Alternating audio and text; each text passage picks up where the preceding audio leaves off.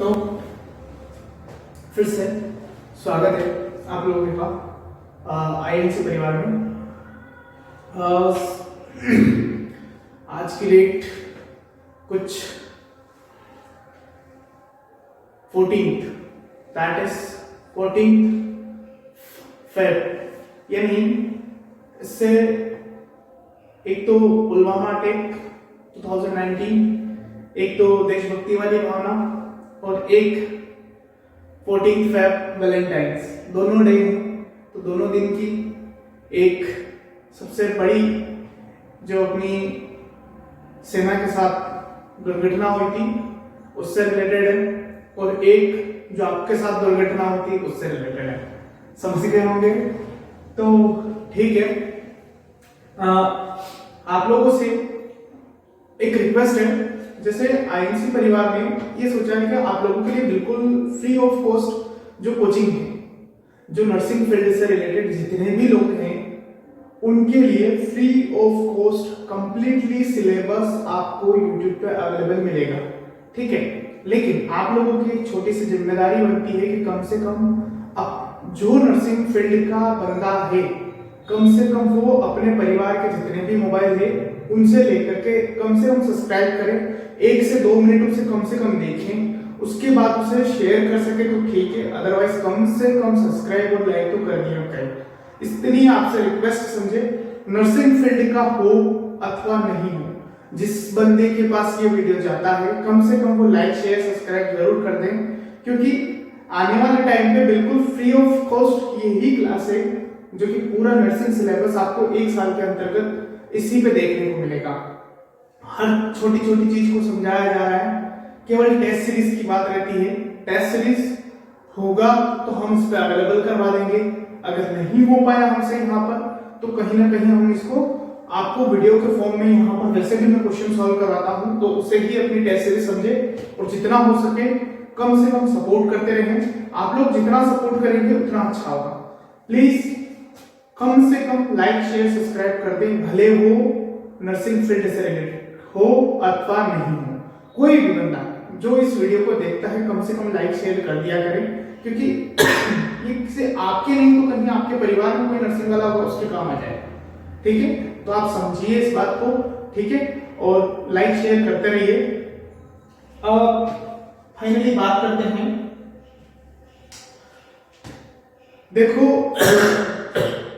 जो बात आती है वो ये है कि अगर कहीं अपने देश से रिलेटेड एक देशभक्ति थोड़ी बहुत पुलवामा के लिए हमारे अंदर भी है, तो उसके लिए कहा जाता है कि अगर कहीं हीरो की बात होगी, क्या कहा जाता है कि अगर कहीं हीरो की बात होगी तो क्या बात होगी? भारत के वीरों की बात होगी। अगर कहीं किसी देश में हीरो की बात होगी तो सिर्फ और सिर्फ भारत के वीरों को याद किया जाएगा। दैट मीन्स एक हीरा वही है जो सबसे ज्यादा चमकता है। ठीक है, सो नेक्स्ट अपन अपनी क्लास को आगे लेते हैं। मैंने आपको मैनेजमेंट ऑफ डायबिटीज इंसिपिडस पढ़ा दिया, जिसमें अपनों ने एक पेशेंट को एडीएच की कमी हुई थी तो उसको एडीएच दिया। अब ये एडीएच क्या है? एक अपन जो दे रहे हैं वो ड्रग फॉर्म में है। ठीक है, किस फॉर्म में है? ड्रग फॉर्म में। और कोई भी चीज जो भी ड्रग फॉर्म में होती है वो ड्रग फॉर्म में होने के साथ साथ अपने कुछ तो इफेक्ट दिखाती है, कुछ तो इफेक्ट दिखाती है, कुछ साइड इफेक्ट दिखाती है, कुछ साइड इफेक्ट दिखाती है, कुछ एडवर्स इफेक्ट दिखाती है, कुछ एडवर्स इफेक्ट दिखाती है, कुछ टॉक्सिक इफेक्ट दिखाती है, टॉक्सिक इफेक्ट दिखाती है। दैट इज कॉल्ड, ये कुछ इफेक्ट होते हैं किसी भी ड्रग्स के। तो एडवर्स इफेक्ट, टॉक्सिक इफेक्ट और साइड इफेक्ट। देखो, इफेक्ट वो चीज जो अपन जिस काम के लिए दे रहे हो, that is effect. Side effect in the sense जो दे रहे हैं, जो ड्रग जिस अमाउंट जिनकी डॉक्टर ने फिक्स किया 5 मिलीग्राम देना, अगर वो 5 मिलीग्राम भी वो 5 मिलीग्राम भी अगर अपने ज्यादा इफेक्ट दिखा रही हो, that is called side effect. ठीक है, क्या कहलाता है? Side effect. अगर इसके थोड़े से डोज में एडवर्स इफेक्ट यानी कि जस्ट उल्टे इफेक्ट दिखा रही हो, that is called adverse effect. और टॉक्सिक इफेक्ट वो जिस ड्रग को देने के लिए मतलब पहले तो वो जिस फॉर्म में काम कर रही थी उस फॉर्म में ना करते हुए पूरी अलग ही एक रिएक्शन देती है, उसको टॉक्सिक इफेक्ट बोलते हैं। इन चीजों को अपन फार्माकोलॉजी में अच्छे से और भी डिस्क्रिप्टिव वे में समझेंगे कि एडवर्स इफेक्ट का ओरिजिनल डेफिनेशन क्या है। अभी आप जब बस समझ लीजिए मतलब क्या होता है, ठीक है, इतना सिंपल समझ लीजिए। अब उसके बाद एक बात करते हैं, बात आती है कि what is the meaning of ADH. तो आप लोगों को पता है anti diuretic hormone. What is the effect आपको पता है। एंटी डाययूरेटिक किस लिए देते हैं? पानी को रोकने के लिए। पानी को रोक रहा था, बिल्कुल रोक रहा था, शरीर में पानी की वृद्धि हो रही थी। ठीक, एडीएच अपन दे रहे हैं क्योंकि उसमें कम पड़ गया, ठीक है, अभी बराबर कर रहा है, ठीक है, कोई दिक्कत नहीं, नॉर्मल काम चल रहा है। लेकिन किसी पेशेंट में मान लो कि आपने क्या दिया, एडीएच दिया, उसके साइड इफेक्ट आने स्टार्ट हुआ। क्वेश्चन पूछा जाता है, यहां से कभी एक क्वेश्चन बनने के चांसेस रहते हैं, और वो है कि एडीएच के देने के बाद अब एक पेशेंट को हेडेक डेवलप हुआ है, कंफ्यूजन डेवलप हुआ है, उसका वेट गेन हो रहा है, यूरिन आउटपुट बिल्कुल डिक्रीज हो चुका है, तो आपकी नर्सिंग प्रायोरिटी क्या रहेगी? तो देखो, नर्सिंग प्रायोरिटी पहली बात तो ये कि nursing priority in the sense आपको पहले यानी कि पता लगने से पहले क्या करना है। तो आपकी प्रायोरिटी रहेगी कि एडीएच के पेशेंट के साथ में हमेशा आपको क्या वेट मेजरमेंट करना है। क्या करना है? Weight measurement. अगर किसी पेशेंट को कोई साइड इफेक्ट आता है तो उसके बाद आपकी क्या रहेगी? तो पहले तो क्या करना है, एचसीपी को इन्फॉर्म करना है जो हेल्थ केयर प्रोवाइडर है। क्यों? क्योंकि उसे इन्फॉर्म करोगे तो एडीएच का वो अमाउंट क्या करेगा, कम करेगा। और जब एडीएच का अमाउंट, दैट मींस ड्रग का जो अमाउंट है वो कम करेगा, और कम करेगा तो पेशेंट को हेल्प यानी कि रिलीफ मिलेगी। ठीक है, इफेक्ट। अब देखो साइड इफेक्ट। साइड इफेक्ट की बात करें, इसके जो साइड इफेक्ट हैं इस ड्रग के, वो कुछ साइड इफेक्ट इस तरीके से हैं। साइड इफेक्ट में इसके पहला नोजिया होता है, ठीक है, हेडेक होता है, नोजिया होता है, हेडेक होता है, ठीक है। उसके बाद एब्डोमिनल क्रैम्पिंग होती है, क्रैम्पिंग होती है, ठीक है।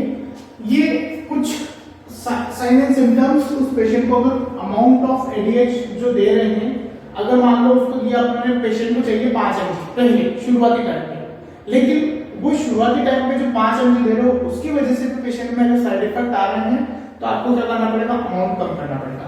एक होता है water intoxification. What is the meaning of water intoxification? So देखो, वाटर इंटॉक्सिफिकेशन का मतलब समझिए आप लोग। वाटर इंटॉक्सिफिकेशन का मतलब ये कि जब भी एंटीडायरेटिक जाएगा पानी को रोकेगा, जब पानी एक्सेसिव अमाउंट में शरीर में रुक जाए तो उसकी वजह से हो सकता है कि उस पेशेंट में वाटर का क्या हो जाए, टॉक्सिसिटी हो जाए, दैट मींस वाटर इंटॉक्सिफिकेशन हो जाए। अब वाटर इंटॉक्सिफिकेशन हो गया पेशेंट को, तो क्या पता पड़ेगा आपको? तो देखिए, पेशेंट को वाटर इंटॉक्सिफिकेशन की कंडीशन में आपको कुछ सिम्टम्स देखने को मिलेंगे।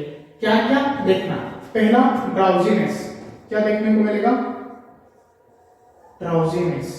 दूसरा क्या देखने को मिलेगा? हेडेक। आप लोग समझना कि वाटर इंटॉक्सिफिकेशन हो रहा है, ड्राउजीनेस कैसे आएगा?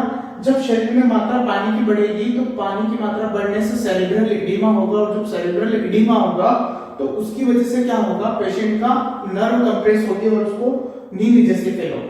Headache, that is also cerebral oedema के ऊपर हाइपरटेंशन। शरीर में पानी की मात्रा बढ़ेगी तो क्या हाइपरटेंशन होगा? बिल्कुल होगा, हाइपरटेंशन भी होगा। Breathlessness, shortness of breath. अगर पानी की मात्रा शरीर में बढ़ेगी तो पानी कहीं ना कहीं आपके निमोनिया जैसी कंडीशन पे डेवलप करेगा, तो उसकी वजह से क्या होगा, शॉर्टनेस ऑफ ब्रीथ आएगी, शॉर्टनेस ऑफ ब्रीथ आएगी।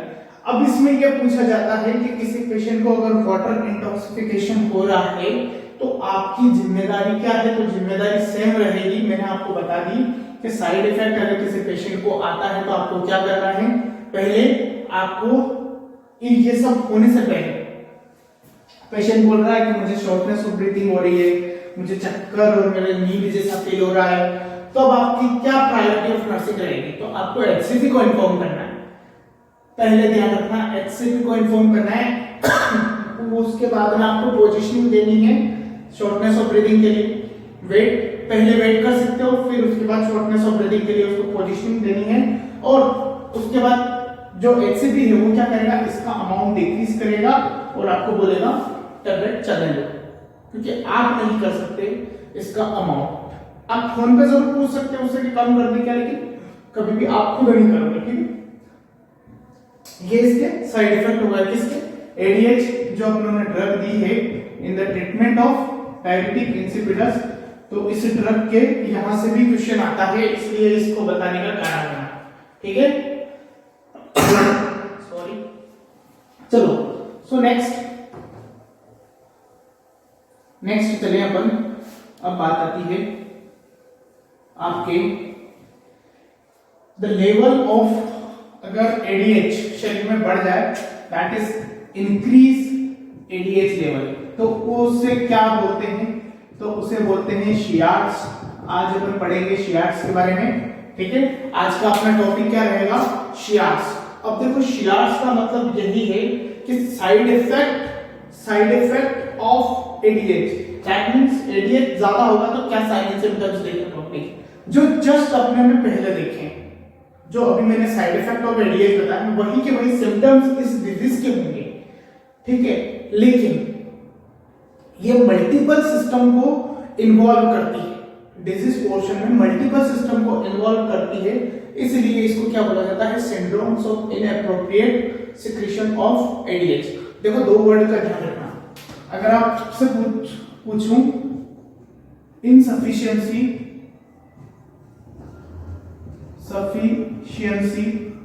ऑफ एडीएच क्या कहलाएगा, और इनएप्रोप्रिएट सिक्रीशन ऑफ एडीएच क्या कहलाएगा, दोनों बातें अलग अलग हैं। ये तो आपका डायबिटीज इंसिपिडस कहलाएगा और ये आपका शियार्ट कहलाएगा, है ना, ध्यान रखना इस बात को, ठीक है। तो ये एक तो ये यहां पर आपको दोनों बातें ध्यान रखनी थी, इसलिए बता दी। अब देखो बात आती है कि शियार्ट्स में क्या होता है, तो शियार्ट्स में सिंपल मीनिंग है कि एडीएच का लेवल बढ़ जाता है। किसका लेवल बढ़ जाता है, एडीएच का लेवल। अब एडीएच का लेवल बढ़ जाता है तो क्या देखने को मिलेगा, अब वही बातें आ जाएगी वापस कि किस कारण से बढ़ रहा है एडीएच का लेवल। तो एडीएच का हो सकता है कि सेक्रेटरी नेचर का ट्यूमर हो पेशेंट को, ठीक है, या फिर आपने एडीएच ज्यादा अमाउंट में दे दिया हो, या फिर कैंसर हो गया हो आपकी पिट्यूटरी ग्लैंड का, उसकी वजह से हो रहा हो, ठीक है। तो ये कारण हो सकते हैं एडीएच के लिए। उसके बाद एडीएच के कारण हो गए, अब एडीएच ज्यादा बन रहा है तो क्या करेगा, ज्यादा पानी रोकेगा। अब ज्यादा पानी रोकेगा तो सीधी बात है कि सोडियम इसका दोस्त है, रोकेगा तो सही, लेकिन एग्जैक्ट अमाउंट जितना पानी रोक रहा है उतना नहीं रोक पाएगा। उसकी वजह से शरीर में क्या देखने को मिलेगी, सोडियम की कमी, तो डाइल्यूशनल हाइपोनेट्रीमिया देखने को मिलेगा पेशेंट के साथ में, ठीक है। उसके बाद में क्या आएगा कि पेशेंट पानी बढ़ रहा है, हाइपरटेंशन देखने को मिलेगा, पानी बढ़ रहा है, हेडेक देखने को मिलेगा, पानी बढ़ रहा है, एडिमा हो जाएगा, पानी बढ़ रहा है, ड्राउजीनेस होगा, पानी बढ़ रहा है, पेशेंट का आईसीपी बढ़ेगा, ठीक है, पानी बढ़ रहा है, शरीर का जो खून है वो पतला होता जाएगा, ठीक है, और यूरिन गाढ़ा होता जाएगा, ठीक, समझ रहे हैं। तो क्योंकि यूरिन में तो एक्सक्रीशन हो ही नहीं रहा है, तो जो निकलेगा उसमें तो ज्यादा अमाउंट में निकल ही नहीं रहा, तो चीजें वो गाढ़ा होता जाएगा, ठीक है। उसके बाद गाढ़ा इन द सेंस समझ रहे ना, ऑस्मोलैरिटी, उनकी ऑस्मोलैरिटी, ब्लड की ऑस्मोलैरिटी कम पड़ जाएगी और यूरिन की ऑस्मोलैरिटी ज्यादा हो जाएगी, समझ रहे। और मैंने आपको क्या बताया था कि जब भी ब्लड की ऑस्मोलैरिटी कम होगी, जब भी ब्लड की ऑस्मोलैरिटी कम होगी, एडीएच क्या करेगा, बढ़ाएगा, एडीएच बढ़ाएगा कि घटाएगा? घटाएगा, क्योंकि जब भी बढ़ेगी, जब भी घटेगी नहीं, जब भी ब्लड की ऑस्मोलरिटी बढ़ेगी इन द सेंस गाढ़ापन बढ़ेगा, और जब गाढ़ापन बढ़ेगा तो एडीएच का लेवल ज्यादा होगा। लेकिन जब गाढ़ापन कम बढ़ रहा है तो क्या एडीएच कम होना चाहिए? तो इसी की वजह से फिर वापस एक नेगेटिव फीडबैक जाता है कि कम करो, लेकिन नहीं हो पाता ड्यू टू उस यहीं पर दिक्कत होने की वजह से। That means tumour pituitary gland में हो, इसलिए दिक्कत हो रही है। ठीक है, समझ रहे? उसके बाद ये सारे उसके सिम्टम्स हो गए। ठीक है, एक सेरिब्रल एडिमा का एक ट्रायड होता है, वो ट्रायड आने लग जाता है, मतलब 3 सिम्टम्स का एक साथ होना। सेरिब्रल एडिमा होने के बाद होने की वजह से पेशेंट को सोमनोलेंस, बार बार नींद के झोंके आएंगे। ठीक है, एस शॉर्टनेस ऑफ ब्रीथिंग होगी और कंफ्यूजन होगा, पेशेंट को कॉन्शियसनेस लॉस होगी। तो ये एसएससी सिम्टम्स होते हैं जो कि सेरिब्रल एडिमा के बाद में देखने को मिलते हैं। किस वजह से? एक तो हाइपोनेट्रीमिया हो रहा है, एक साथ में शरीर में पानी बढ़ रहा है, तो उसकी वजह से क्या होता है कि जब भी सोडियम का लेवल 125 से कम होता है, सोडियम का लेवल शरीर में कितना होता है? 135 से 145, अगर वो 125 से कम हो गया मिली इक्विवेलेंट में, है ना, अगर वो उससे कम हो गया तो ये सिम्टम्स हमें देखने को मिलते हैं। कौन कौन से? SSC symptoms. एसएससी सिम्टम्स कौन कौन से? That is somnolence. ठीक है, सोमनोलेंस हो गया। ठीक है, पेशेंट को सोमनोलेंस होने लग जाएगा, कंफ्यूजन जैसे सिम्टम्स उत्पन्न हो जाएंगे। ठीक है ना, तो ये बात ध्यान रखना है कि पेशेंट को एसएससी सिम्टम्स आने लग जाएंगे। कब? जब इसका सोडियम लेवल 125 से कम हो जाएगा। अब बात आती है कि इसमें आप क्या करेंगे? तो देखो इसमें क्या हो रहा है, ब्लड की ऑस्मोलरिटी कम पड़ रही है। ब्लड की ऑस्मोलरिटी कम पड़ रही है इन द सेंस ब्लड पतला हो रहा है। अब पतला हो रहा है तो ब्लड में कुछ ऐसा भी है जो गाढ़ा हो जाए, तो ऐसा फ्लूइड दे दे जो गाढ़ा हो, जो फ्लूइड गाढ़ा हो। तो मैंने आपको कल बोला था कि नॉर्मल सलाइन जो अपन दे रहे हैं वो अपनों ने जो डायबिटीज इंसिपिडस थी उसमें अपनों ने ये वाला दिया था। ठीक है, कि 0.45% जो कि पतला था। अब अपने को चाहिए गाढ़ा, तो क्यों ना एनएस को 1%, 2%, 3% ऐसे इसके परसेंटेज आते हैं। तो अपन इस पेशेंट को क्या कर देंगे, 3% नॉर्मल सलाइन वाला जो ये आता है फ्लूइड आता है वो चढ़ा देंगे उस पेशेंट को। बताओ उसका मेंटेनेंस होगा कि नहीं होगा? अब देखो ये क्यों जरूरी है? आप लोग सोच रहे होंगे कि सर ब्लड पे ही क्यों ध्यान दिया जाए? तो देखो जब भी ब्लड की ऑस्मोलरिटी बढ़ती है, इन द सेंस गाढ़ापन बढ़ता है, तो जब भी गाढ़ापन बढ़ेगा सेल का जो ऑस्मोलरिटी है वो तो सिंपल रहेगी, तो वहां से वो पानी को खींचेगा, ब्लड में पानी बढ़ेगा। अब अगर ब्लड में पानी बढ़ेगा तो सेल में तो पानी खत्म होगा ना, तो सेल क्या हो जाएगी, श्रिंक हो जाएगी। तो इसी वजह से डायबिटीज इंसिपिडस वाला पेशेंट पतला रहता है और डायबिटीज ये शियार्स वाला पेशेंट क्या रहता है, मोटा रहता है। क्यों? क्योंकि इसमें तो पतला हो रहा है, तो ये खून कहां जाएगा, सेल, ये जो खून है इसका पानी कहां जाएगा, सेल में जाएगा और सेल फूलेगी और उसमें क्या होगा कि सेल जो है वो श्रिंक होगी। क्यों? क्योंकि वहां का पानी इसमें आ रहा है। समझना इस बात को, ये बात अच्छे से समझ लो ताकि आपको पता पड़ जाएगा शियार्स में क्या डिफरेंस है। तो देखो ये आपका डायबिटिक इंसिपिडस हुआ और ये शियार्ड वाला पेशेंट हुआ, है ना। तो इसमें देखना ये पेशेंट के ब्लड वेसल्स है और ये यहां पर क्या है, उसकी सेल्स है। ठीक है, और ये यहां पर भी पेशेंट का ब्लड वेसल्स है और यहां पर उसकी सेल्स है। ठीक है, अब देखना यहां पर क्या हो रहा है, ब्लड बह रहा है। ठीक है, यहां पर भी ब्लड बह रहा है। अब इसमें पानी की मात्रा बढ़ गई है तो ये पतला हो जाएगा, खून पतला हो जाएगा, खून पतला हो जाएगा। अब खून पतला हो गया तो यहां की जो सांद्रता थी, मान लो यहां की सांद्रता 273 और यहां की भी 273 थी पहले नॉर्मल कंडीशन। एक कंडीशन अपन यहां पे बना लेते हैं जो कि नॉर्मल रहेगी, इसकी 273। ठीक है, अब इसकी में 273 थी जब शेयर नहीं हुआ, अभी 273 से कम कितनी होगी 170। तो पानी हमेशा किधर की तरफ चलता है, कम सांद्रता से अधिक सांद्रता की ओर। दैट मींस ये यहां से यहां पहुंचेगा और ये यहां पर पानी पहुंचेगा तो इसका अमाउंट इस सेल का बड़ा होता जाएगा। ये जो सेल है ये मोटी होती जाएगी और जब सेल मोटी होगी तो आदमी का शरीर मोटा होगा कि नहीं होगा, तो इसमें पेशेंट की वेट जो है वो बढ़ता जाता है। क्या है, वेट इंक्रीज होता है।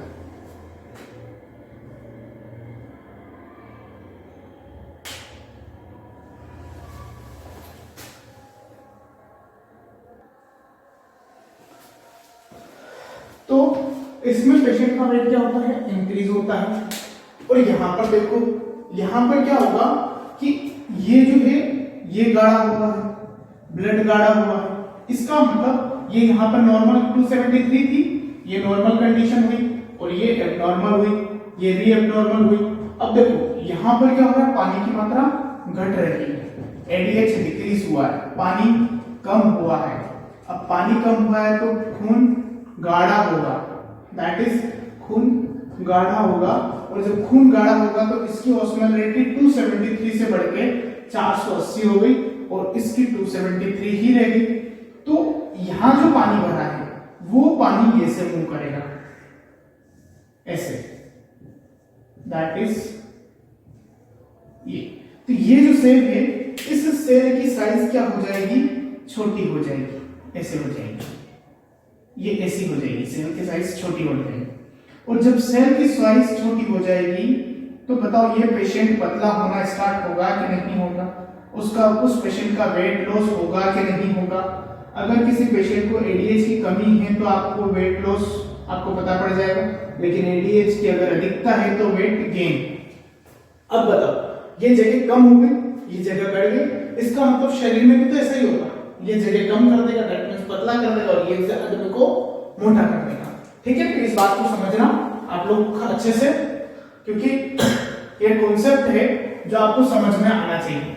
और ये बात तो आपको पता है कि पानी हमेशा, पानी हो या फिर कोई भी अणु हो, वो हमेशा कहां से कहां तक की तरफ चलता है, वो चलता है हमेशा कम सांद्रता से अधिक सांद्रता की ओर। पानी आपने देखा होगा, रेत का देखना, अगर आप जो है किसी भी टब में पानी लोगे, उसमें पानी डालते जाओगे, लेकिन अगर आपने उसमें कहीं मिट्टी डाली होगी है तो जितना अमाउंट आप उसमें पानी डालना चाहते थे उतना नहीं जाएगा, कम जाएगा, क्योंकि मिट्टी ने भी तो जगह घेर रखी है। वही बात यहाँ पे भी आती है कि जब पानी अंदर जाएगा तो कितना पानी अंदर जाएगा, ये पानी अंदर चला जाएगा और गाढ़ा भी हो रखा है, ये निकलेगा भी नहीं, तो एक कहीं ना कहीं कंडीशन दिक्कत आएगी।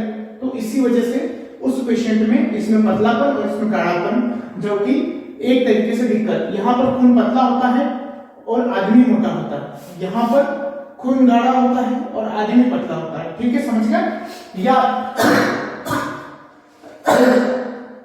अपने दिमाग में बिठा लेना तो ठीक रहेगा। एक मैंने आपको जो बताया है कि सोडियम का लेवल 125 से कम, दैट इज ये सोडियम, ये 125 से कम मिली इक्विवेलेंट, अगर इतना कम हो जाए, इससे कम हो जाए तो एक सिम्टम्स का ट्रायल आता है जो कि इस तरीके से बनता है। इसमें 3 सिम्टम्स आते हैं, एस, एस और सी, दैट इज कॉल्ड सोमनोलेंस। क्या आता है? सोमनोलेंस। इसका मतलब पेशेंट को नींद की हमेशा ये रहेगी। एक सीजर, ब्रेन की एक्टिविटी जो है वो पूरी तरीके से डिस्टर्ब हो जाएगी। और एक आता है इसका end stage, that is called coma. अगर किसी पेशेंट को ऐसे सिम्टम्स आ रहे हैं तो पेशेंट को क्या हो जाएगा? कोमा हो जाएगा। किस कारण की वजह से? सोडियम का लेवल 125 मिली इक्विवेलेंट से कम होने की वजह से। और वो किस में देखने को मिलता है? शियार्स में। क्यों? क्योंकि इसके सिम्टम्स अपन जब देख रहे हैं तो उसमें अपने को ये चीज देखने को मिलेगी। ठीक है, उसके बाद देखो, अब इसके मैनेजमेंट में और क्या कर सकते हो आप? इसके मैनेजमेंट में तो 3% आपने नॉर्मल सलाइन दिया तो इसकी गाढ़ापन बढ़ा दिया, साथ ही साथ शियार्स को कम करें। दैट मीन्स वो ड्रग दे दो जो कल अपने लिए हानिकारक थी। कल हानिकारक कौन सी थी? वो ड्रग जो कि एडीएच के रिसेप्टर को तोड़ रही थी। कौन सी थी? लिथियम, जेंटामाइसिन, ये मैंने आपको बताया था। ये वही ड्रग है जो उसके जो रिसेप्टर है उनको तोड़ेगी, और जब रिसेप्टर टूट जाएंगे तो एडीएच काम ही नहीं कर पाएगा, और जब एडीएच काम नहीं करेगा तो यूरिन का पास आउट होना स्टार्ट हो जाएगा।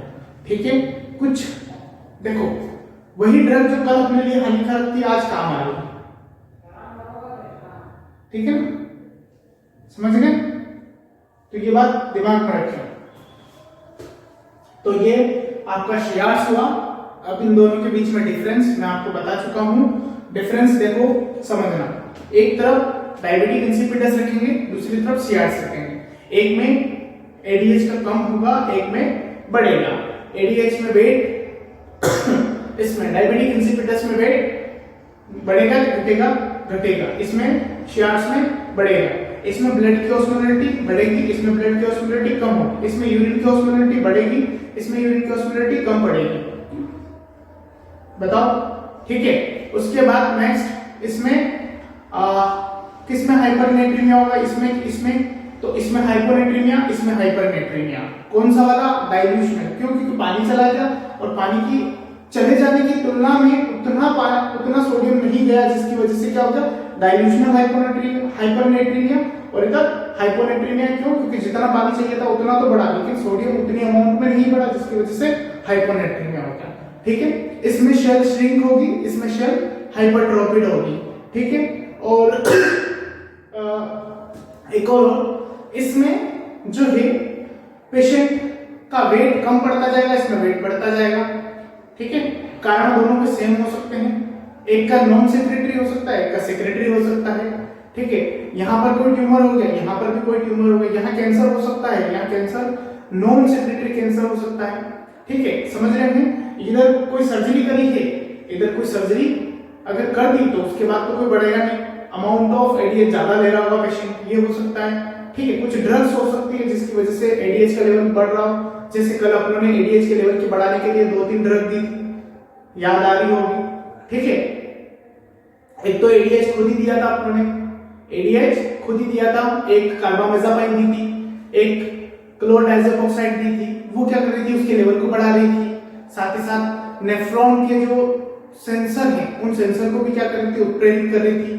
तो एक वहां पर वो ड्रग भी हो सकती है कि वो लंबे समय से ले रहा हो तो ज्यादा उत्प्रेरक आ गया उसमें, उसकी वजह से एडीएच ज्यादा काम कर रहा हो, ये भी कारण हो सकता है। ठीक है, तो ये इसका पूरा फुल डिस्क्रिप्शन के साथ में इसका डिफरेंशिएशन है। ठीक है, अब अपन बात कर लेते हैं other disorder of pituitary gland.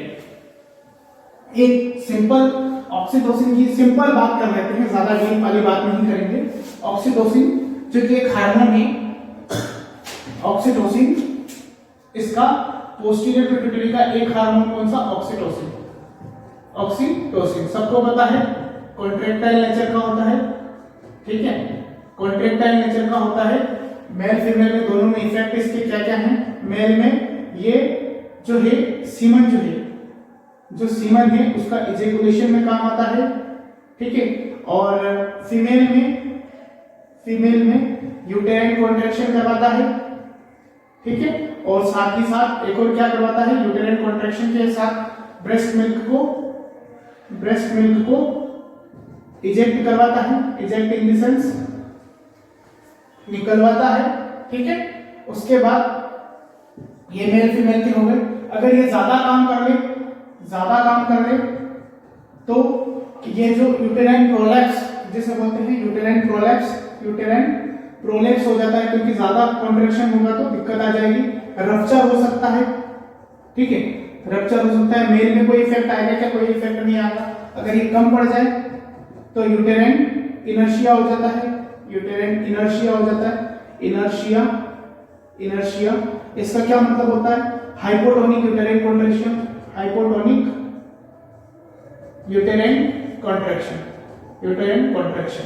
इसके बारे में और भी बहुत सारी डिटेल्स है, लेकिन ओरिजिनली अभी अपने को पोस्टीरियर पिट्यूटरी में जितना पढ़ना है कि ऑक्सीटोसिन एक और हार्मोन है जो कि कॉन्ट्रैक्टाइल हार्मोन होता है, जो कि मेल में क्या करता है, सीमन को इजेकुलेशन करवाता है, फीमेल में क्या करवाता है, तो यूटेराइन कॉन्ट्रैक्शन के साथ में ब्रेस्ट मिल्क को इजेक्ट करवाता है। और अगर ऑक्सीटोसिन का लेवल बढ़ जाए तो क्या होता है, तो यूटेराइन प्रोलैप्स या यूटेराइन रप्चर हो सकता है। और अगर ये डिक्रीज हो जाए, जो डिक्रीज हो जाए तो क्या कर सकता है, यूटेराइन इनर्शिया, जो कि हाइपोएक्टिव या हाइपोटोनिक यूटेराइन, ठीक है, कॉन्ट्रैक्शन, जिसको बोलते हैं यूटेराइन इनर्शिया, ठीक है, यूटेराइन इनर्शिया कहा जा सकता है। इतना याद रख लोगे बहुत टेस्ट के लिए, अभी के लिए, ठीक है, क्योंकि ज्यादा नहीं पढ़ना है यहाँ पर, अपन पूरा इसका ओबीजी में डिस्कशन करेंगे। अभी केवल इतना याद रख लो कि कहां से रिलीज हो रहा है, इतना ध्यान रखना चाहिए कि अपने पोस्टीरियर पिट्यूटरी से रिलीज हो रहा है, ठीक है। ये ऑक्सीटोसिन भी खत्म हो गया। अब बात होती है कि पिट्यूटरी ग्लैंड से निकलने वाले सारे हार्मोन अपन पढ़ चुके हैं, लेकिन इसके कुछ डिसऑर्डर और बचते हैं।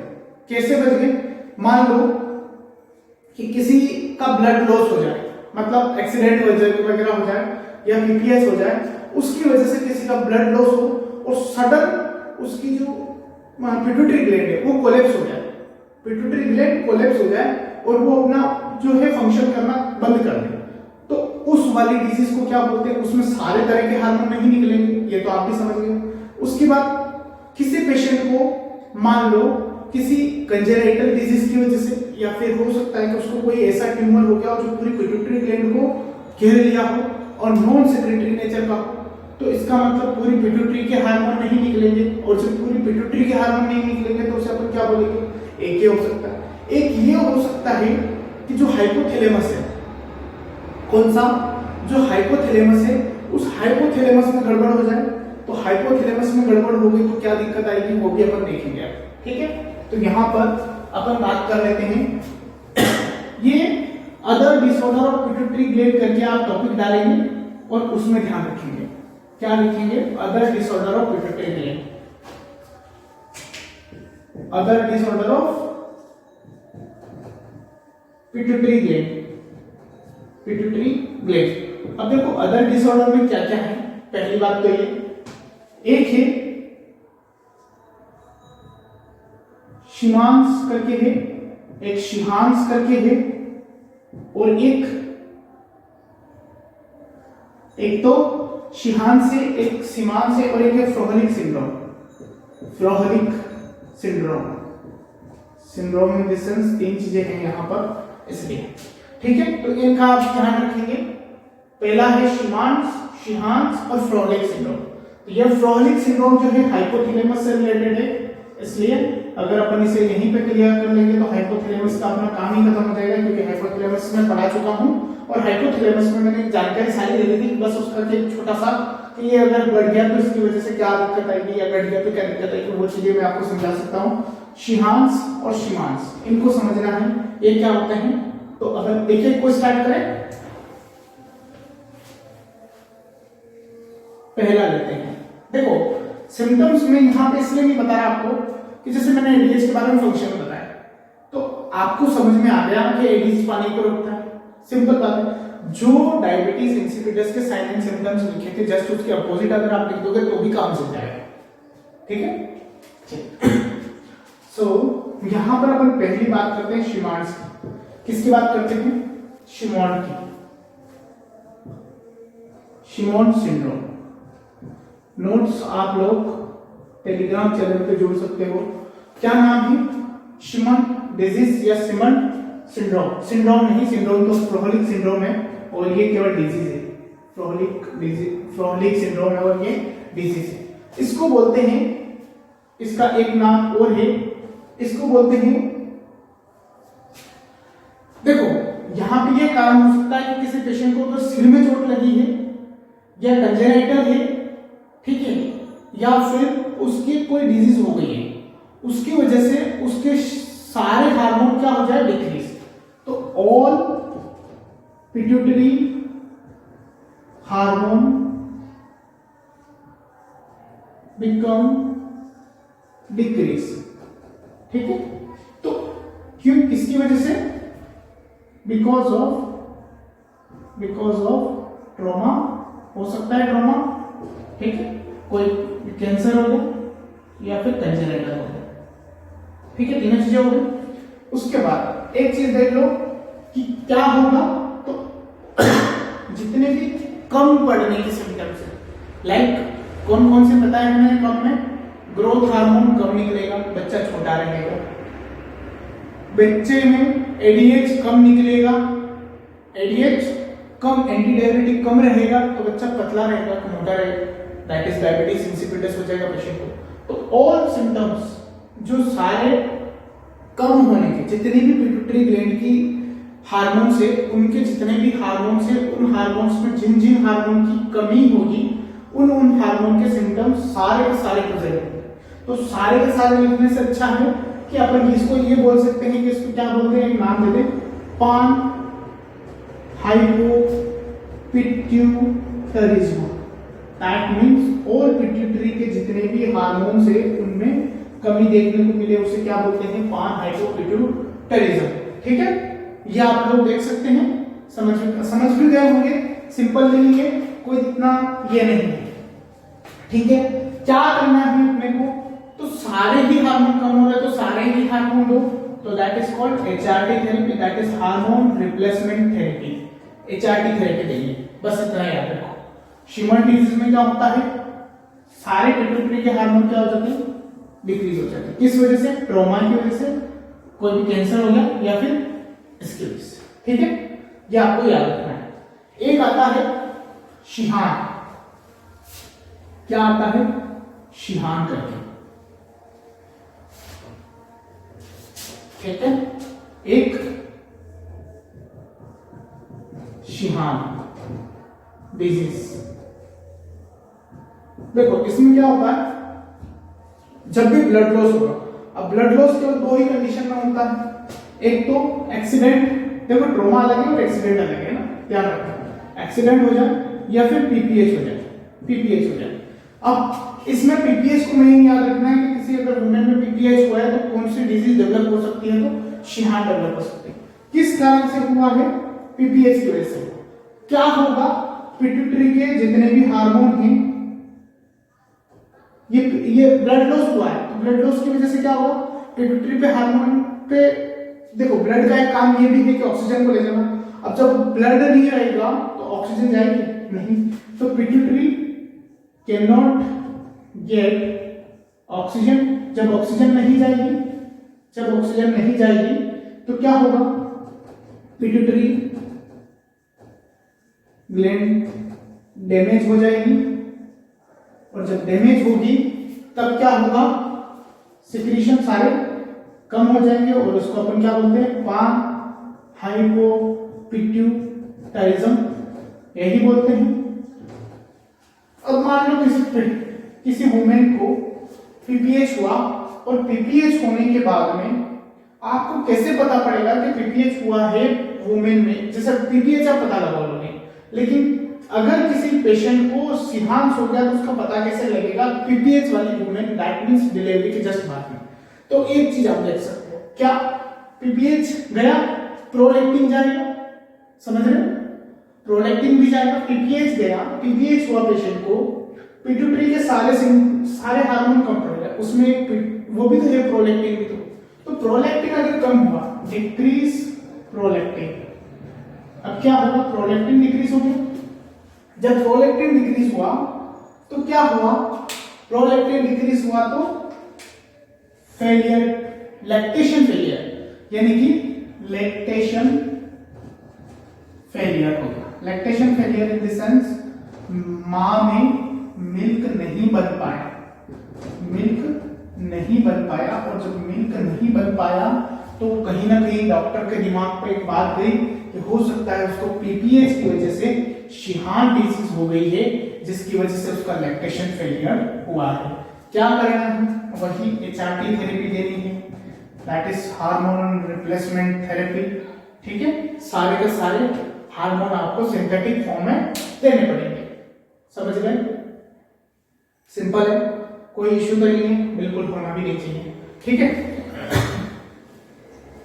एक और डिजीज है जो मैंने आपको बोला है कि फ्रोहिक सिंड्रोम, एडिपोजोजेनाइटिस सिंड्रोम जिसे बोलते हैं, उसके बारे में अपन बात कर लेते हैं। फ्रोहलिक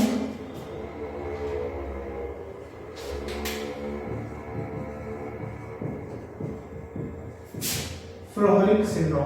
अब देखो फ्रोहलिक सिंड्रोम को क्या होता है कि यहाँ पर हाइपोथैलेमस जो होता है, ये हाइपोथैलेमस, इस हाइपोथैलेमस में मिस्टेक हो जाती है।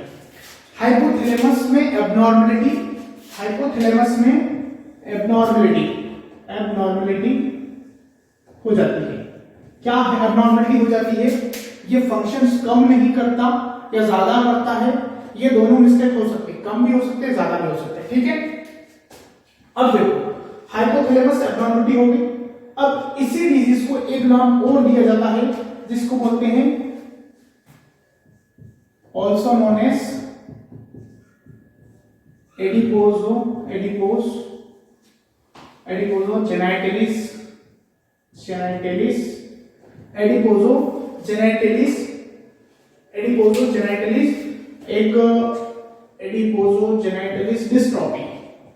डिस्ट्रॉफी, ठीक है।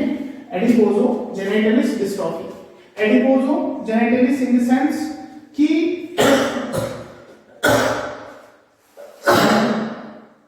उस पेशेंट में क्या होगा कि जो आपका जो भूख लगने वाला सेंटर है, जिसको बोलते हैं आप लोग appetite centre, A for appetite, याद रखेंगे आप, एपेटाइट सेंटर। ये एपेटाइट सेंटर क्या होता है? स्टिमुलेट होता है। क्या होता है? स्टिमुलेट होता है। और जब एपेटाइट सेंटर स्टिमुलेट होगा तो आपको भूख क्या लगेगी? ज्यादा। दैट मींस आप क्या ज्यादा इनटेक करेंगे, तो इनटेक ऑफ फूड क्या होगा? ज्यादा इंक्रीज। और जब इंक्रीज होगा तो वो एडिपोज में जाकर क्या होगा? जमा होगा। और जब जमा होगा तो हाइपरट्रॉफी। जेनेटिलिस में आप देखेंगे कि जो जीएनआरएच है, जेनेटिलिस है ना, जो जीएनआरएच है ये डिक्रीज होगा, एफएसएच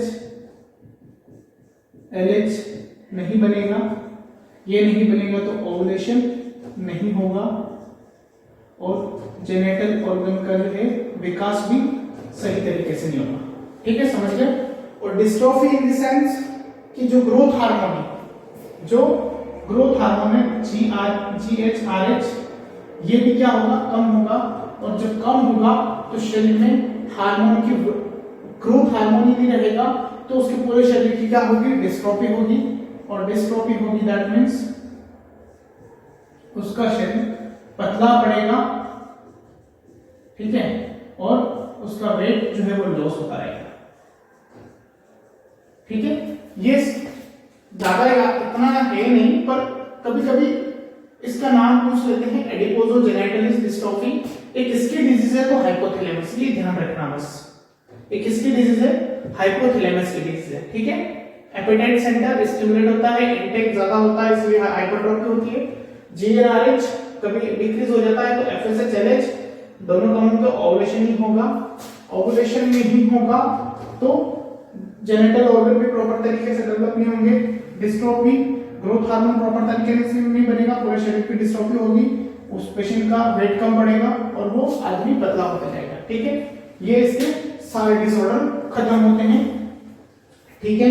अब बारी आती है आपके अगली ग्लैंड, यानी कि जो ग्लैंड्स अपन पढ़ रहे थे उसमें से पिट्यूटरी पढ़ चुके हैं, ठीक है। उसके बाद पिट्यूटरी के जितने भी हार्मोन्स थे, अब उसमें आप लोग बोल रहे थे सर टीएसएच नहीं पढ़ाया है ना, एसिटीएच नहीं पढ़ाया, तो वो आएंगी। कब आएंगी? जब उनकी ग्लैंड आएगी। जैसे अब आएगी बात टीआरएच, किसकी? टीएसएच की, थायराइड स्टिमुलेटिंग हार्मोन। लेकिन अपन अब ग्लैंड भी कौन सी पढ़ेंगे? थायराइड ग्लैंड पढ़ेंगे। और जब थायराइड ग्लैंड पढ़ेंगे तो सीधी सी बात है कि थायराइड के साथ साथ में उसका भी नाम आ जाएगा, तो टीएसएच यहाँ पे भी काम हो जाएगा और दोनों काम हो जाएंगे, ठीक है, समझ गए ना। तो ये यहां तक अभी अपनों ने जो शियार्ट्स है वो कंप्लीट किया, डायबिटीज इंसिपिडस कंप्लीट किया, और other disorder of pituitary gland complete कर चुके। अब बारी किसकी आएगी? अब बारी आएगी थायराइड ग्लैंड की। किसकी आएगी? थायराइड ग्लैंड की, जिसे अपन हो सकता है कि अभी थोड़ा बहुत पढ़ लें और बाद में देख लेंगे, या फिर इसका पूरा एक अलग ही डिस्क्रिप्शन देंगे, या फिर इसकी पूरी क्लास अलग रखेंगे। ठीक है, तो आज के लिए इतना ही। नेक्स्ट क्लास में नेक्स्ट वीडियो आज के लिए तैयार रहें, लेकिन साथ साथ में पढ़ते जाएं और लाइक शेयर कमेंट जरूर करते जाएं। अगर वीडियो पूरा देखते हैं तो अच्छा लगा बुरा लगा वो सब बताएं। ठीक है, कहीं कमी लगी तो भी बताएं, कहीं कमी नहीं लगी तो भी बताएं। ठीक है, all the best, thank you.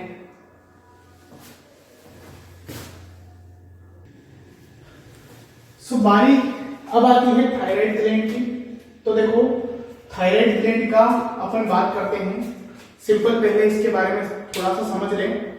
समझने के लिए ये बात है कि एक सेकेंड, जो थायराइड ग्लैंड है वो थायराइड ग्लैंड प्रेजेंट कहाँ होती है? तो देखो, थायराइड ग्लैंड आप लोगों को पता है गले में होती है, क्योंकि किसी को आपने देखा होगा गला घोट, थायराइड की प्रॉब्लम यहाँ पर सूजन आती है, सुना ही होगा। तो थायराइड की ग्लैंड कहाँ पर होती है? तो नेक रीजन में। ये गर्दन है, गर्दन को इंग्लिश में नेक बोलते हैं, नेक रीजन में। कहां पर प्रेजेंट पाई जाती है? तो ये नेक रीजन में। लेकिन ये काम तो हो गया उनके लिए जो नहीं जानते, लेकिन अपने नर्सिंग वाले तो जानते हैं कि बाहर तो लटक नहीं रही है, तो अंदर, अंदर है तो अंदर में बहुत सारे ऑर्गन, तो उन ऑर्गनों के आसपास क्या क्या है। तो अपन एक बात करते हैं कि ये यहां पर C5 दैट इज अपनी जो वर्टिबल कॉलम है, उस वर्टिबल कॉलम में सबको पता है कि सर्वाइकल होती है, लंबर होती है, सेक्रल होती है। इससे 5 तरह की ये होती है ना। तो cervical, thoracic, lumbar, sacrum, cervical, ये सबको पता है। अब देखो, अगर यहाँ पर पूछा जाए कि कहां से कहां तक होती है, तो जो C5 है, कौन सा? C5 से लेकर, that is C5 that is cervical, cervical 5 से लेकर के, सर्वाइकल 5 से लेकर के कहां तक? थोरेसिक फर्स्ट तक। सर्वाइकल फर्स्ट से लेकर थोरेसिक फर्स्ट, वहां तक क्या पाई जाती है? आपकी थायराइड ग्लैंड पाई जाती है। ये तो हो गई पीछे की बात। आगे की बात करें तो जो अंदर की तरफ अपन जिस चीज से बोल रहे हैं, जो लेरिंग्स है, उस लेरिंग्स के एंटीरियरली, जैसे लेरिंग्स वो जो बॉक्स होता है, larynx that is voice box, उसके आगे की तरफ और जस्ट उसके ऊपर की तरफ आगे, दैट मींस ये मान लो एक तरीके से लेरिंग्स है, ठीक है। तो इसके आगे की तरफ यहां पर, और ये थोड़ा सा इससे ऊपर है, दैट इज कॉल्ड एंटीरियरली, एक तो उससे आगे की तरफ, और एक inferiorly, inferiorly to the larynx, to the larynx. इसका मतलब कि जो anterior inferior to the larynx, larynx से ऊपर हो गई, नेक रीजन में हो गई, C5 से T1 तक हो गई, और कहां पर पाई जाती है ये अपन समझ चुके हैं, ठीक है। थायराइड ग्लैंड कहां पर होती है? थायराइड ग्लैंड नेक रीजन में होती है। कहां पर? Location, exact location anterior inferior to the larynx, और सर्वाइकल वर्टिब्रा के कंपैरिजन में इसको देखें तो C5 से T1 तक। एकमात्र ऐसी ग्लैंड है जो अपना सिक्रीशन स्टोर करके रखती है। स्टोर इन द सेंस, ये जो सेल, ये जो पूरी थायराइड ग्लैंड है, ये बड़े बड़े फॉलिकल से मिलकर बनी होती है। फॉलिकल इन द सेंस ऐसे बड़े बड़े गुब्बारे से मिलकर बनी होती है, ठीक है। इन गुब्बारों के अंदर विभिन्न टाइप की सेल्स पाई जाती है, लेकिन ये क्या करती है कि अपने सिक्रीशन इसमें स्टोर रखती है, इस फॉलिकल्स में। इसको क्या बोलते हैं? फॉलिकल्स। इस फॉलिकल्स में ये क्या करती है? स्टोर रखती है, ये स्टोर रखती है। तो एकमात्र ऐसी ग्लैंड जो अपना सिक्रीशन स्टोर रखती है उसको क्या बोलते हैं? Thyroid gland. क्वेश्चन आता है ध्यान रखना। उसके बाद सबसे बड़ी लार्जेस्ट एंडोक्राइन ग्लैंड कौन सी है? Largest endocrine gland. Largest endocrine gland in the sense pituitary से भी बड़ी, सबसे बड़ी लार्जेस्ट एंडोक्राइन ग्लैंड होती है, ठीक है। अपना स्टोर खुद करती है। किससे मिलकर बनी होती है? पूरी ग्लैंड जो है वो फॉलिकल से मिलकर बनी होती है, और कहां पर प्रेजेंट होती है तो नेक रीजन में। एग्जैक्ट लोकेशन की बात करें तो anterior inferior to the larynx और C5 से T1 तक की बात हो गई। ठीक है, ये बात समझ में आ गई। उसके बाद बात करते हैं, उसके बाद आगे की बात करें तो लोकेशन हो गया, ये दिख गया कौन से कलर की होती है कि सर हम देखने वाली चीजें तो बता सकते हैं कि कौन से कलर की होती है। तो देखो कलर इसका देखना, इसका जो कलर है वो ब्राउनिश रेड होता है। ब्राउनिश रेड क्यों? क्योंकि गले में है और यहाँ पर आपको पता है जुगुलर वेन वगैरह जा रही है, तो ये यहाँ से जो ब्लड वेसल्स है वो यहाँ पर ज्यादा है, और जब ब्लड वेसल्स ज्यादा है तो किसी को अगर खून ज्यादा दोगे तो वो लाल कलर पड़ेगा कि नहीं पड़ेगा, इसलिए इसका कलर कैसा है, ब्राउनिश रेड कलर की होती है। कैसी होती है? तो जैसे ये सी टाइप की आपकी जो कैरिना वगैरह होती है, ये लंग्स आ गए यहाँ पे नीचे जस्ट, ठीक है, ये लंग्स आ चुके हैं, ठीक है, ये यहाँ पर आपका वोकल बॉक्स हो गया। पीछे की तरफ चलें, इसके जस्ट पीछे की तरफ, तो ये आपकी सर्वाइकल स्पाइनल कॉलम, ये खोपड़ी आ जाएगी। नहीं, अभी एक अंदाज के हिसाब से बता रहा हूँ आपको, ठीक है, ये यहाँ तक होती है और ये यहाँ से खोपड़ी आती है, ठीक है, ऐसे कुछ तरीके से। ये हो गया, ये पीछे का पोर्शन, ये पीछे का पोर्शन इन द सेंस ये वाला, और ये वाला एंटीरियर पोर्शन है, दैट मींस फेफड़े हो गया। और ये आपकी जो है ये सी टाइप की सेल्स, ये सी टाइप की वो जो रिंग पाई जाती है आपकी किसमें पाई जाती है, ठीक है, समझ रहे हैं ना। इस लेंस के यहाँ पर एंटीरियरली और इंफीरियरली आगे की तरफ और ऊपर की तरफ पाई जाती है कौन, थायराइड ग्लैंड। कैसे शेप की होती है तो देखिए,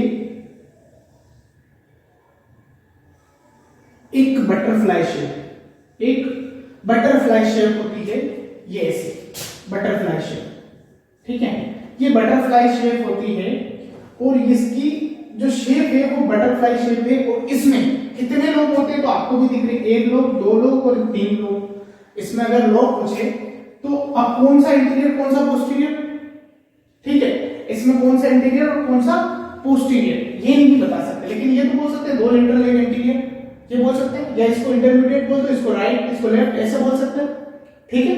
तो ये इसके लॉब्स होते हैं।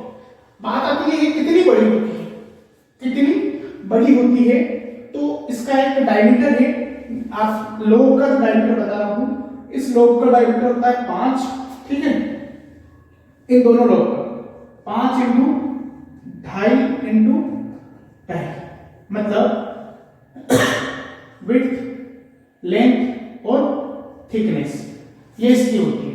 ये इसकी भी सेम 5, 2.5, 2.5 और 2.5, ये 2.5। लेकिन ये जो बीच वाला जो लोब है इसकी लेंथ और थिकनेस कितनी होती है तो 1.2 इंटू 1.2। इसकी विड्थ और थिकनेस, विड्थ और थिकनेस होती है, इसकी लेंथ नहीं होती, ठीक है। विड्थ और थिकनेस होती है 1.2, 1.2, और इसकी जो ये दोनों लोब है, इन दोनों लोब की क्या होती है तो ये वाली 5, 2.5 है, ठीक है। ये इसका डायमीटर हो चुका। अब डायमीटर भी हो चुका, लोब देखिए, इसको अपन राइट बोल दो भले, इसको लेफ्ट बोल दो, इसको मिडिल वाला बोलो या फिर इंटरमीडिएटेड बोलो। इंटरमीडिएटेड का मतलब भी यही होता है कि बीच में, ठीक है। तो ये थायराइड ग्लैंड का जनरल इंट्रोडक्शन हुआ। सारी चीजें हो चुकी है, कहां पर, नेक रीजन में, कहां पर, exact location anterior inferior to the larynx, कहां से कहां तक, C5 से T1 तक, ठीक है। उसके बाद ये जो पूरी ग्लैंड है ये किससे मिलकर बनी होती है, फॉलिकल से, और एकमात्र ऐसी ग्लैंड है जो अपना हार्मोन क्या रखती है, स्टोर रखती है। क्या करती है, स्टोर रखती है। एकमात्र ऐसी ग्लैंड जो अपने हार्मोन को स्टोर रखती है वो कौन सी है, दैट इज थायराइड ग्लैंड। उसके बाद फिर मैंने बताया कि ये सबसे लार्जेस्ट एंडोक्राइन ग्लैंड है। एक पॉइंट यहां पर ये भी ले सकते हैं कि लार्जेस्ट एंडोक्राइन ग्लैंड है, ठीक है, एंडोक्राइन ग्लैंड है। और एकमात्र ऐसी ग्लैंड, ठीक है, जो कि अपना स्टोर हार्मोन रखती है, only one endocrine gland that store their hormone, मतलब खुद का हार्मोन स्टोर करती है। ये सर्वाइकल से थोरेसिक, ठीक है, वर्टिब्रल कॉलम के सापेक्ष, वर्टिब्रल वर्टिकल कॉलम के सापेक्ष, ठीक है, सापेक्ष लिखो या फिर कुछ भी लिखो। ये इसका डायमीटर हो गया, डायमीटर हो गया। कैसी शेप में होती है? बटरफ्लाई में, बटरफ्लाई शेप की होती है। कैसा कलर होता है? कलर कैसा होता है? रेड ब्राउनिश कलर की होती है, रेड ब्राउनिश कलर की होती है। क्यों? क्योंकि ज्यादा ब्लड सप्लाई होता है इसलिए। कितने लोग हैं? 1 2 3 लोग हैं, एक राइट एक लेफ्ट एक राइट और एक इंटरमीडिएटेड। और कुछ फॉलिकल्स होते हैं, फॉलिकल से मिलकर बनी होती है। अब देखो ये जो फॉलिकल्स है, ये जो फॉलिकल्स है, इन फॉलिकल्स के अंदर बहुत सारी सेल्स पाई जाती है। क्या? ये जो फॉलिकल्स है, इस फॉलिकल्स के अंदर बहुत सारी सेल्स पाई जाती है। तो देखो ये सेल्स है, ये फॉलिकल्स है। अब इन फॉलिकल्स के अंदर ऐसे ये ऐसे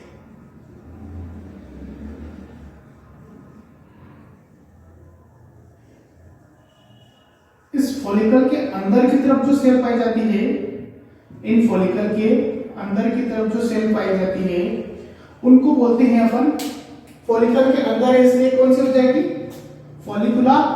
फॉलिकुलर सेल, फॉलिकुलर सेल्स। और ये ही फॉलिकुलर सेल्स आपके T3 और T4 हार्मोन का सिक्रीशन करती है, T3 और T4 हार्मोन का सिक्रीशन करती है। लेकिन इन फॉलिकुलर सेल्स के जस्ट बाद में ये यहां पर पूरे बाकी जगह पे, इन फॉलिकल्स में बाकी जगह पर जहां पर भी ये सेल है, इस सेल के अंदर बहुत सारे फॉलिकल्स पाए जाते हैं। इन फॉलिकल्स के अंदर वाली सेल्स को क्या बोलते हैं? Follicular cells. ये एक सेल है, इस सेल्स के अंदर ये क्या है? ये फॉलिकल्स है, और इनके अंदर ये जो सेल है इनको क्या बोला? Follicular cell. लेकिन ये बाहर की जो सेल है, ये बाहर की जो सेल है, इनको बोलते हैं अपन पैराफॉलिकुलर। फॉलिकुलर के चारों तरफ है इसलिए क्या बोल सकते हैं?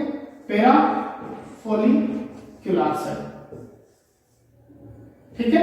ये एक हार्मोन जो कि बोलते हैं कैल्सिटोनिन,